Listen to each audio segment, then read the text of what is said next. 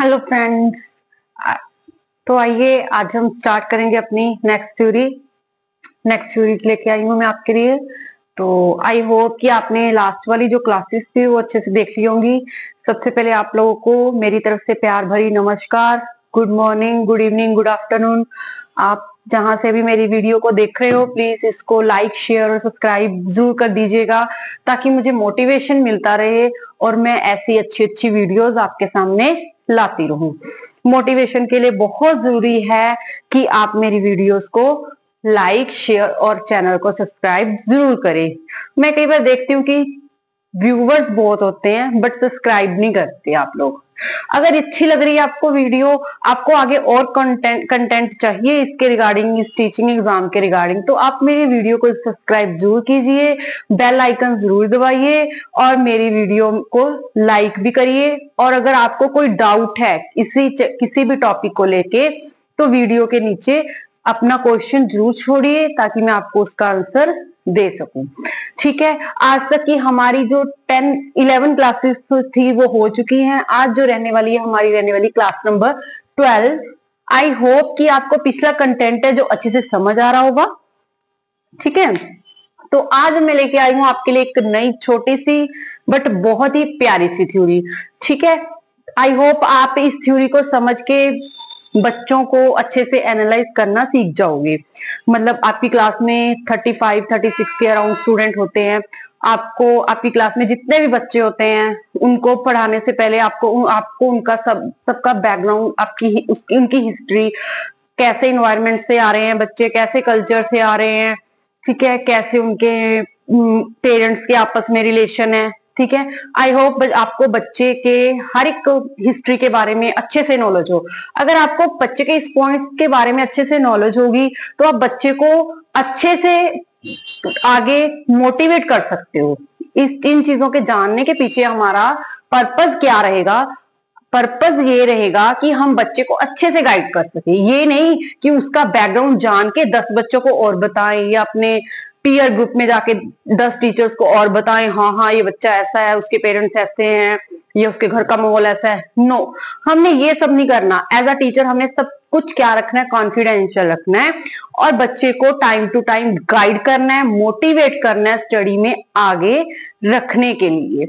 यही as a teacher हमारी यही रिस्पॉन्सिबिलिटी है, हमारा यही काम है। हमारा काम क्या है? एज अ गाइड हम क्या कर रहे हैं? एज अ फैसिलिटेटर हैं हम क्लास में। हम बच्चे को सिर्फ गाइड करने के लिए आए हैं, बाकी बच्चा एनवायरनमेंट से अट्रैक्ट होके सब कुछ सीख जाता है। हमने सिर्फ टाइम टू टाइम बच्चे को क्या करना है? गाइड करना है। ठीक है, तो आज की थ्योरी में कुछ ना कुछ आपको ऐसी बातें ही समझने को मिलेगी। तो स्टार्ट करते हैं। हमारी जो थ्योरी है, थ्योरी का नाम है ब्रॉन फ्रेंक ब्रूनर की जो बायोलॉजिकल थ्योरी है, उसको यहाँ पे मैं आपके सामने रिप्रेजेंट करने जा रही हूँ। क्या थ्योरी थोड़ा सा जो थ्योरिस्टिक का जो नाम है थोड़ा सा टफ है, बट एक दो बार जब आप इसका नाम लोगे तो आपको अच्छे से लेना आ जाएगा। ओके, तो नाम है ब्रॉन फैन ब्रूनर। ठीक है, मैं यहां लिख देती हूं ब्रॉन फैन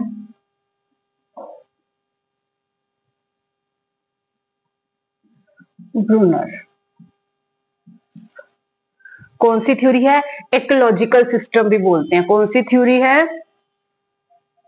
इकोलॉजिकल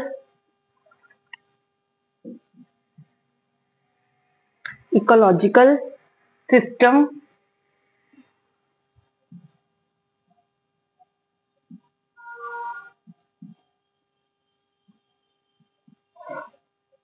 थ्योरी।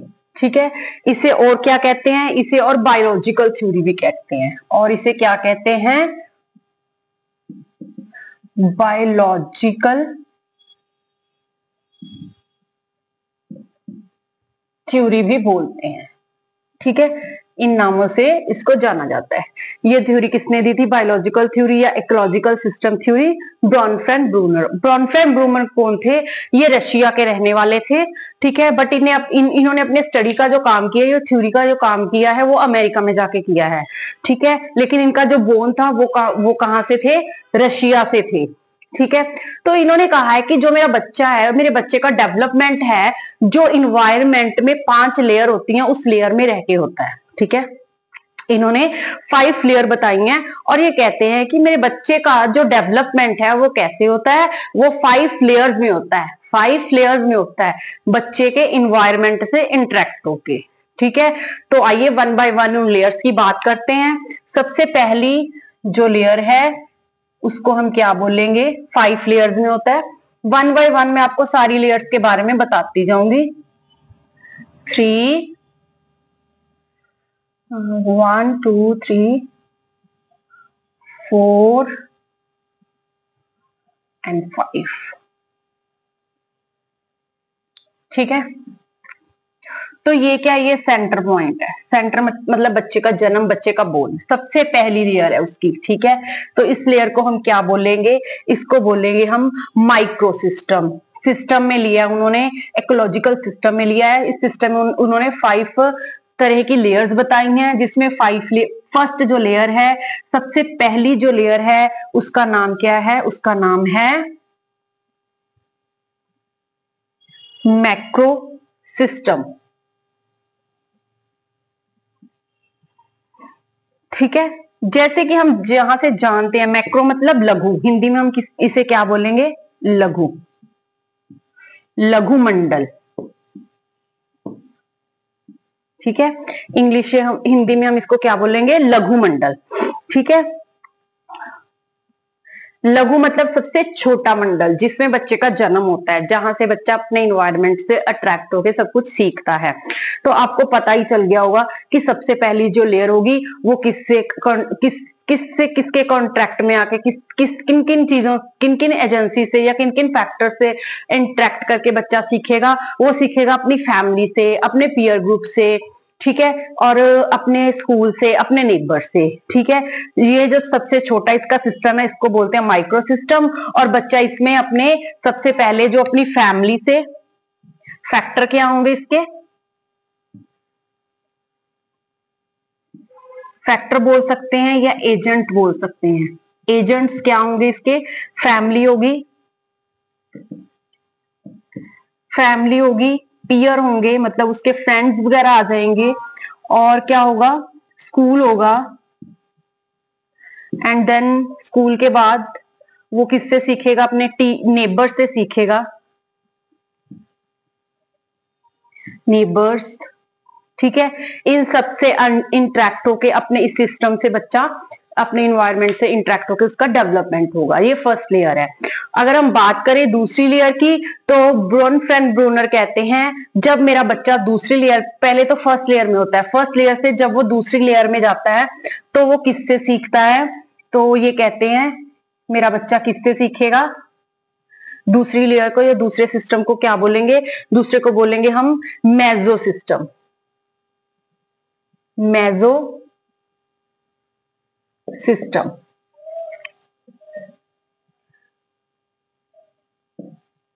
ठीक है, ब्रोनफ्रेंड ब्रूनर बोल रहे हैं कि जो बच्चा है जब मेजो सिस्टम में आ जाएगा, मेजो सिस्टम में आ जाएगा,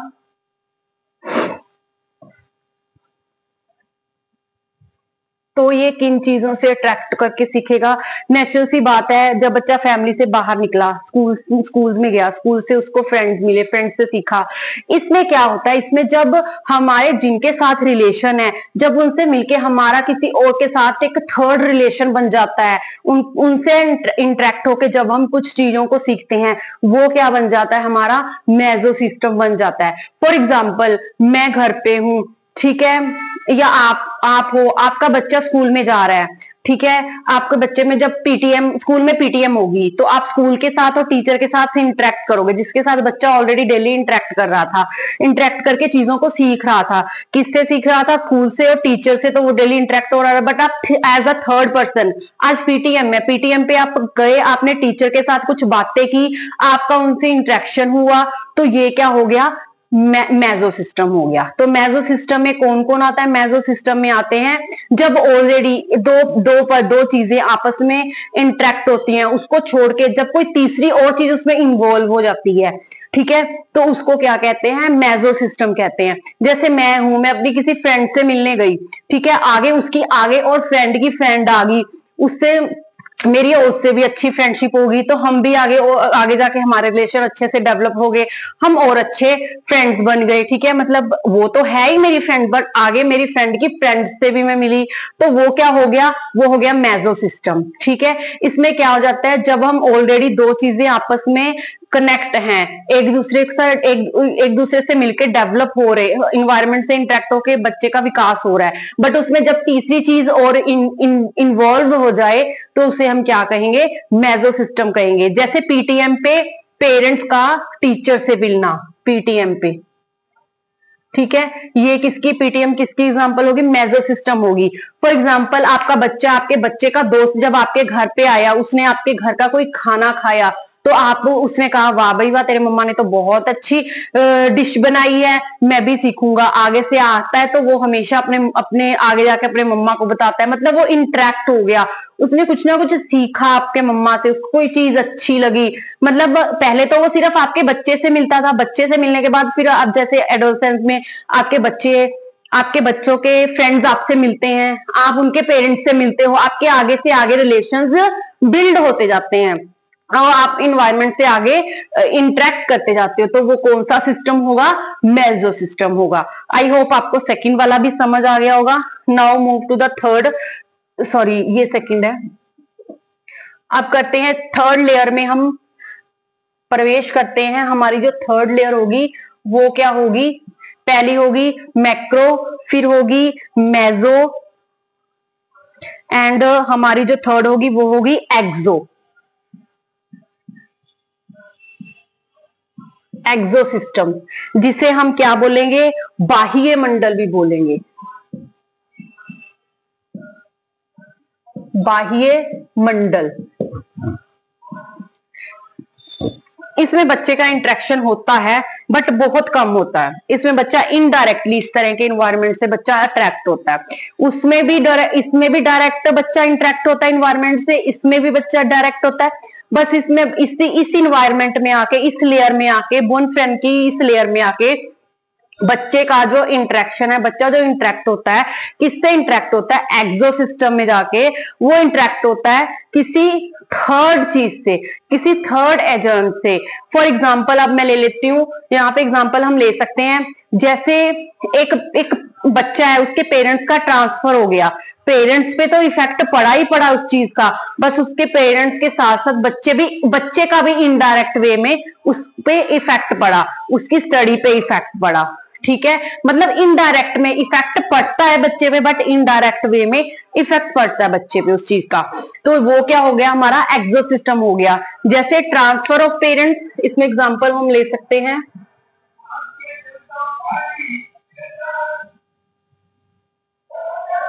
ट्रांसफर ऑफ पेरेंट्स, ठीक है। मतलब इनडायरेक्ट वे से उस पे बच्चे पे भी क्या पड़ा? इफेक्ट पड़ा, ठीक है। और इसकी एग्जांपल मैं क्या ले सकती हूँ? इसकी एग्जांपल, सेकंड एग्जांपल ले सकते हैं हम, जैसे हम लाइब्रेरी में जाते हैं, बुक्स पढ़ते हैं, हम इंटरेक्ट तो होते हैं बट इनडायरेक्ट वे से इंटरेक्ट होते हैं लाइब्रेरी से। हॉस्पिटल में चले गए, इसकी एग्जांपल्स हम ले लेंगे, जैसे लाइब्रेरी हो गया, इसकी एग्जांपल्स में हम बोल लेंगे लाइब्रेरीज, हॉस्पिटल, पुलिस स्टेशन,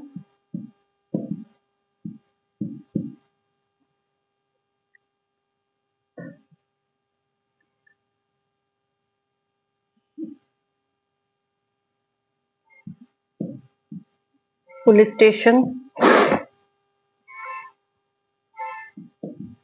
ठीक है। और ऐसे ही इन सब चीजों से बच्चा इंटरेक्ट होता है, बट कैसे होता है? इनडायरेक्ट में, इनडायरेक्ट वे के साथ, ठीक है। हॉस्पिटल में जाता है बच्चा, सपोज गया, कोई बीमार था उसके साथ गया, बच्चे ने कुछ काफी ज्यादा चीजें देखी, कुछ ऑब्जर्व किया, कुछ सीखा, यहाँ पे ऐसे होता है, ऐसे होता है, ये ऐसे हो गया, मतलब इंटरेक्ट तो हो गया, वो इनडायरेक्ट वे से इंटरेक्ट हो गया, तो वो क्या होगा, एक्सो सिस्टम हो गया।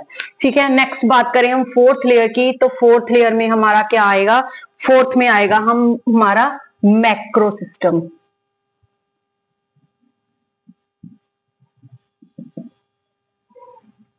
इसमें क्या शामिल होता है, हमारा जो ये लेयर होती है, इसमें बॉनफ्रेंड ब्रूनर कहते हैं, इस लेयर में आके बच्चा किससे इंटरेक्ट होता है, अपने कल्चर से, अपने रीति रिवाजों से, ठीक है, जो उसके वैल्यूज हैं, जो उसके नॉर्म्स हैं, सोसाइटी में जो चीजें सीखता है, सोसाइटी में जो रूल्स हैं, रेगुलेशन है, उनको जब बच्चा फॉलो करता है तो वो किस में आ जाती है, मैक्रो सिस्टम में आती है। मेनली इसमें क्या इंक्लूड होता है, मेनली इसमें इंक्लूड होता है हमारा कल्चर,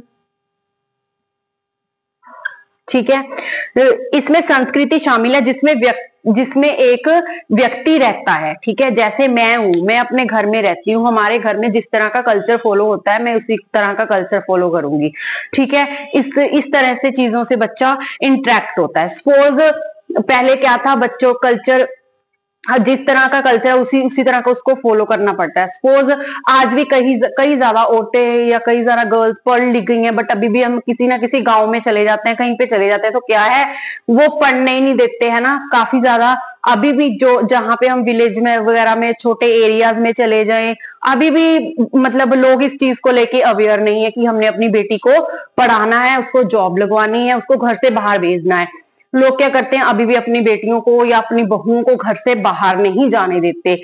वो पढ़ लिख तो जाती हैं, बट उनके सामने शादी से पहले उनके सामने ये कंडीशन रख दी जाती है कि हमने तो इससे शादी के बाद जॉब नहीं करवानी। तो वो क्या होगा, उनका कल्चर हो गया, जिन्होंने उनको लेके जाना उनका ये कल्चर है कि उनके फैमिली में कोई हो सकता है, बट उसकी फैमिली में सब जॉब करते हो, उसकी भाभी भी जॉब करती हो, उसके फैमिली में सब मेंबर्स जॉब करते हो, बट जो रिश्ता उसके लिए आया है, उसको देखने आया है, उनकी फैमिली में ये कल्चर ना हो कि वो जॉब ही ना करवाते हो। ठीक है, लड़का जॉब पे जाता, उसकी मदर भी हाउसवाइफ हो, बट उनके घर का कल्चर ये है, तो वो क्या हो गया, वो हमारा हो गया मैक्रो सिस्टम।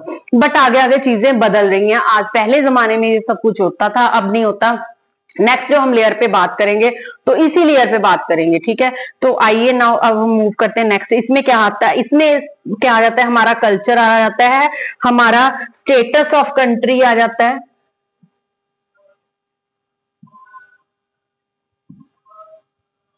ठीक है। जैसे हमारे देश की स्थिति आ गई, हमारे देश की स्थिति आ गई, क्या होगी जी, जैसे हमारी देश की स्थिति है उस पे डिपेंड हो गया, हम इस देश में आएंगे, बाहर से कोई आएगा, हमारी जो इस देश की जो स्थिति है उसके अकॉर्डिंग रहेगा, ठीक है। और हम इसको क्या एग्जांपल ले सकते हैं, सामाजिक आर्थिक स्थिति, सोशल इकोनॉमिकल स्टेटस हमारा जैसा होगा वैसा ही बाहर से जो कोई पर्सन आएगा उसको फॉलो करेगा, ठीक है। कल्चर आ जाता है इसमें, हमारा स्टेटस ऑफ कंट्री आ जाता है, इकोनॉमिकल स्टेटस आ जाता है, economical status, economical economical status.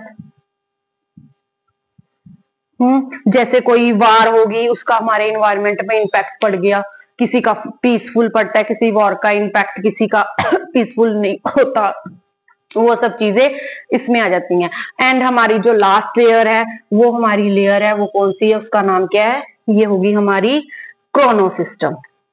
कौन सी होगी, क्रोनो सिस्टम।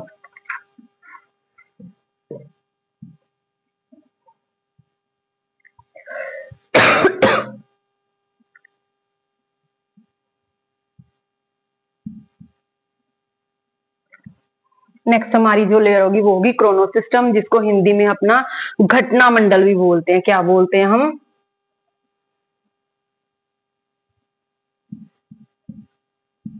घटना मंडल बोलते हैं। और मैक्रो को क्या बोलेंगे हम, मैक्सो को तो मैंने लिख दिया था बाहरी है, इसको बोलेंगे ब्राहितीय,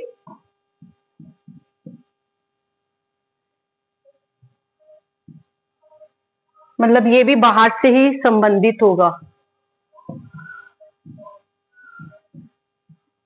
ठीक है। आगे है हमारा घटना मंडल, जिसे हम क्रोनो सिस्टम कहते हैं। घटना मंडल मतलब देखो पहले तो क्या था, मैक्रो सिस्टम में क्या था, जैसा जिसका कल्चर है उसको वैसे फॉलो करना पड़ता था, ठीक है। बट आगे जाके इसको इसमें बहुत ज्यादा चेंज आ गई, ठीक है। क्रोनो सिस्टम बन गया। कैसे बन गया? पहले क्या था, घर की बाहर बहू बेटियां जॉब करने नहीं जाती थी, घर से बाहर निकले नहीं दिया जाता था, जीन्स टॉप नहीं पहनने दिया था, इतना बड़ा बड़ा घूंघट निकालती थी। बट आजकल ये सब कुछ टाइम टू टाइम ये सब चीजें चेंज हो गई हैं, ठीक है। जब कोई चीज टाइम टू टाइम चेंज हो जाएगी, उसके अकॉर्डिंग बच्चा अपने आप को उसी इन्वायरमेंट में अपने आप को ढाल ले, उसी की तरह चलने लग जाए, तो उसको क्या बोलते हैं? Chrono system. मुझे लगता है ये आपका सबसे इजी है क्रोनो सिस्टम। क्रोनो सिस्टम में जो आएगा हमारा क्या आएगा? यही आएगा कि हम अपने कल्चर को एज इट इज रिजिड ना रह के, स्थिर ना रह के, इसमें चेंजेस करके, इसमें हम चेंजेस करते हैं और उसको फॉलो करते हैं। हमें अगर लगता है कि इस चीज में चेंज आएंगे तो हमारा आगे डेवलपमेंट अच्छा होगा, इस स्टेज में आके बच्चा क्या करता है? अपने अकॉर्डिंग देख के कि इसी इन्वायरमेंट में हमें ये सब चीजें सीखनी है। अब मुझे पहले क्या था, जॉब नहीं करने दिया जाता था, बट अब जरूरी है जॉब करना, तो नेचुरल सी बात है यहाँ पे अब हम उसको अलाउ करेंगे कि वो जॉब कर ले, ठीक है। पहले था कि घूंघट निकालते थे, आजकल नहीं अलो, तो हम घूंघट निकालने की प्रथा काफी ज्यादा अब तक खत्म हो चुकी है, ठीक है। ऐसे जैसे कि मुसलमानों में बुर्का निकालने की प्रथा कहीं पे है, कहीं पे नहीं है, ठीक है। जो फॉलो करते हैं अपने कल्चर को वो मैक्रो सिस्टम में आ जाएंगे, वो आज भी फॉलो करते हैं। बट कई ऐसे हैं जो नहीं करते, उन्होंने टाइम टू टाइम अपने आप को चेंज कर लिया है, वो क्या आ जाता है? क्रोनो सिस्टम में आ जाता है, ठीक है। इसकी एक एग्जाम्पल हमारा वो भी हो सकता है, जैसे अफगानिस्तान में है ना, भी लेडीज के लिए वो गवर्नमेंट ने रूल निकाल दिया है कि घूंघट निकालेंगी, पढ़ने नहीं दिया जाएगा, घर के अंदर रह के काम करेंगी, सिर्फ बच्चे ही पैदा करेंगी। वो किस में आ जाएगा? मैक्रो सिस्टम में आ जाएगा। बट जब इंडिया की बात करें तो इंडिया में तो कोई वो नहीं है, कोई कोई वो हम पे कोई बाधा ही नहीं है। हम अपनी मर्जी से किसी भी धर्म को अपना सकते हैं, कहीं पे भी रह सकते हैं, कुछ भी पहन सकते हैं, हमें किसी चीज के लिए कोई भी बाउंडेशन नहीं है। अपने अकॉर्डिंग जहां पे हमें अच्छा लगता है हम जा सकते हैं, हम घूम सकते हैं, पूरी फ्रीडम है। तो वो क्या आ जाता है? हमारा क्रोनो सिस्टम में आ जाता है, ठीक है। आई होप आपको ब्रॉनफ्रेंड ब्रूनर का ये इकोलॉजिकल सिस्टम, बायोलॉजिकल सिस्टम अच्छे से समझ आ गया। इसने इसने क्या कहा? इसने एक बार फिर से मैं आपको बता देती हूँ, इसने 5 लेयर्स में बच्चों का डेवलपमेंट बताया है। सबसे पहले जो बच्चे का डेवलपमेंट होता है वो प्राइमरी लेवल पे होता है, प्राइमरी फैक्टर्स में होता है, जैसे फैमिली हो गया, पीयर्स हो गया, स्कूल हो गया, ठीक है, उसके नेबर्स हो गए, उसके टीचर हो गए, इन्हीं से साथ ही इंटरेक्ट करता है, ठीक है। जब बच्चा थोड़ा सा बड़ा हो जाता है, इससे बाहर आ जाता है, जैसे मैंने एग्जांपल दी थी, आपका बच्चा और आपके बच्चे का जो फ्रेंड है, अब क्या हो गया? बड़ा हो गया, आपके घर भी आने लग गया, आपकी हाथ की चीजें भी खाने लग गया, तो और बड़ा हो गया, और उसकी इंटरेक्शन इन्वायरमेंट के साथ और बढ़ गई, और चीजें देखने लग गया, समझने लग गया। जैसे पीटीएम होगी, अब जब तक तो आप बच्चे के साथ इंटरेक्ट ठीक था, बच्चा आपके साथ इंटरेक्ट था, ठीक था। जब वो स्कूल जाने लग गया तो टीचर के साथ आपका इंटरेक्शन बढ़ गया, तो टीचर के साथ आपका जो इंटरेक्शन हुआ वो क्या हुआ? वो पीटीएम, वो भी किसका एग्जांपल हुआ? मैक्रो सिस्टम का हुआ। आगे आ गया एक्सो सिस्टम। एक्सो सिस्टम में क्या होता है? जब किसी पेरेंट का ट्रांसफर होता है, उसका इनडायरेक्ट वे में उसका इफेक्ट बच्चे पे पड़ता है। जैसे लाइब्रेरी में जाके हम बुक्स रीड करते हैं, ठीक है, तो उसका इम्पैक्ट इनडायरेक्ट वे में हमें पड़ता है। हॉस्पिटल में जाते हैं, किसी की कोई घर में बीमार है, ठीक है, किसी को हॉस्पिटल में लेके गए हैं, तो क्या होता है? उससे बच्चा आसपास जाएगा, आसपास की चीजों को देखेगा, कुछ ना कुछ देखेगा, कोई ना कुछ चीज ऑब्जर्व करेगा, अपने इन्वायरमेंट से इंटरेक्ट होकर कोई ना कोई नई चीज सीख के आएगा।